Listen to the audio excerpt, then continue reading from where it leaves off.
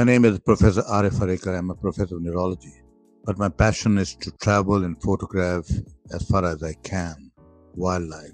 Today's video will take you to Costa Rica, a wildlifer's paradise, rainforests galore.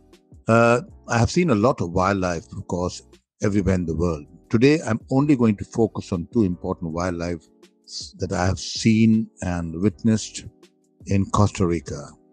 First of all, I'll be talking about the sloths. I was in Manuel Antonio and I was able to photograph the sloths. Now, the leisurely sloth moves, as you can see, through the trees at a lethargic pace.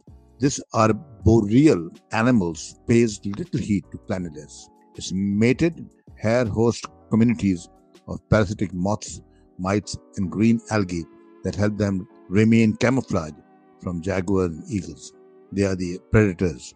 Now, there are two families of sloth found in the tropical rainforest of Central and South America: the herbivorous three-toed sloth and the omnivorous two-toed sloth. The ones I saw, and you can see them, are the three-toed. The three-toed sloths are more active during the day, so you have a better chance of sighting one than the predominantly nocturnal two-toed sloth. There are 6 extant species. Of course, there are others. The most common being the brown-throated sloth, in addition to the pale-throated sloth, probably the one I saw in the Amazon. Hoffman's two-toed sloth, Linnaeus two-toed sloth, the maned sloth, and of course the critically endangered pygmy three-toed sloth, which are now rare. Coming to the characteristics of these sloths, they have a round head and flattened face with tiny ears, beady eyes, and a snub nose.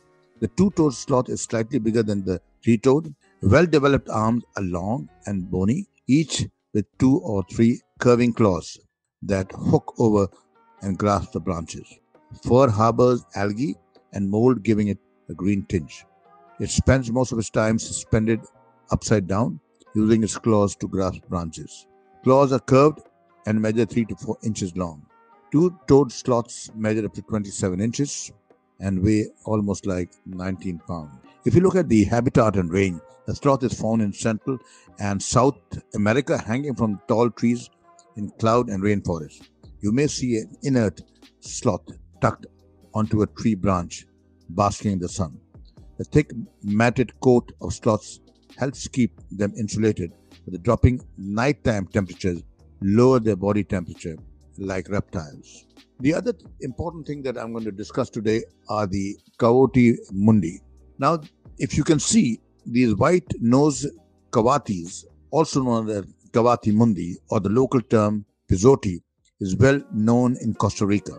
I was in the Corcovado National Park in Osa Peninsula, right at the southern coast of Costa Rica near the South Pacific Ocean. The coatis are exotic animals that inhabit forested areas in Central America. They are found through most of the Costa Rican areas, especially near the coast. You will mostly see them in the rainforest, the dry forest, or the cloud forest. Coatis are common in the wetlands of the country too. You're likely to spot coatis climbing trees. I could not see them, or walking in groups along the paths. The ones I saw, if you can see, were in groups.